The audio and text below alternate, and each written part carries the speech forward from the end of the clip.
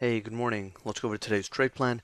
So in the overnight session, we got a pretty decent bounce off of that oversold condition, and at this point, heading into the open, this 28 to 30 area is going to be decent resistance. If the market can take it out, then it would be a confirmation that we are back within the previous range, and from there, the market can test 37.5 to 39.5, and potentially the upper resistance zones above it.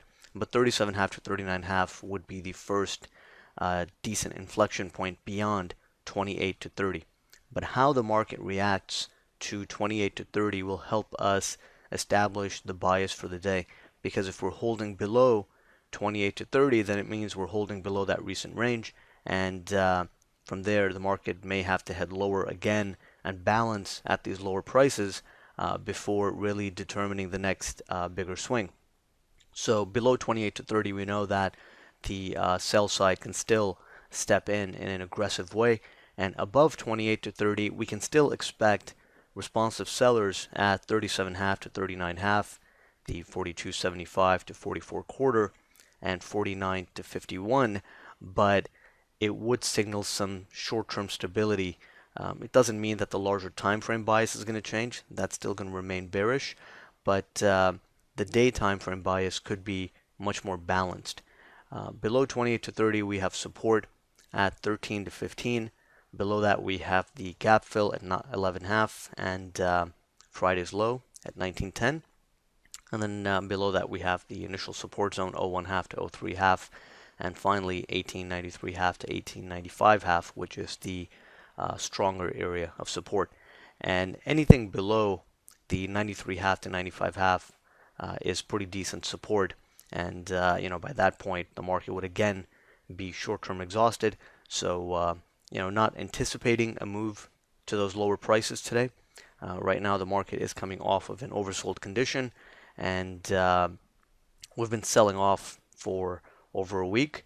So getting a bounce even back up towards the 37.5, 39.5, even all the way up towards 49 to 51 wouldn't really be a very significant bounce on the larger time frame. It would simply be a little kind of an exhaustion type move where the market gets oversold, short-term exhausted, and this bounce kind of helps to consolidate that. And from there we can still continue to balance within a range.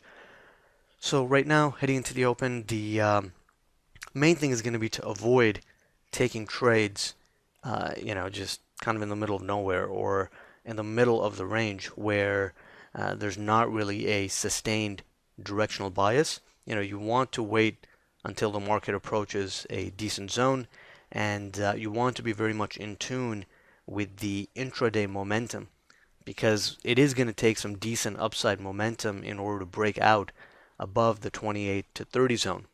And as long as we're doing it on high momentum, we can go up and test the 37.5 to 39.5 and potentially higher. But if there is a lack of momentum around the 28 to 30, then we could fail there and kind of just remain within the overnight range and actually go down and retest. So today the expectation is for more of a balanced type session. If we hold below 28 to 30, if we break out above 28 to 30, then there could be some decent, upside momentum behind it, and we can balance within the recent range, within Friday's range. So those are the two primary scenarios.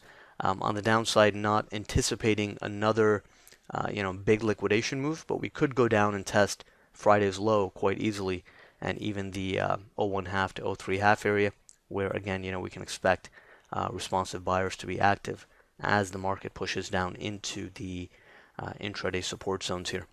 So those are the main ideas heading into the open. Let's see how the market reacts to 28 to 30. That'll help set the tone for the day, and we'll take it from there.